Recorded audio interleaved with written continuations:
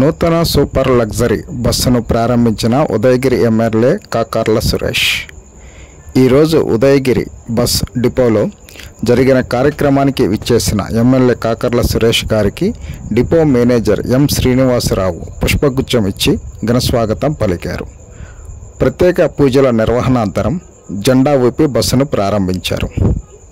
MLA Kakarla Suresh మాట్లాడుతూ, ప్రయాణికుల సౌకర్యార్థం నూతన సూపర్ లగ్జరీ బస్సును ప్రారంభించామని, ఈ బస్సు ఉదయగిరి హైదరాబాద్ మధ్య సేవలు అందిస్తుందని తెలిపారు.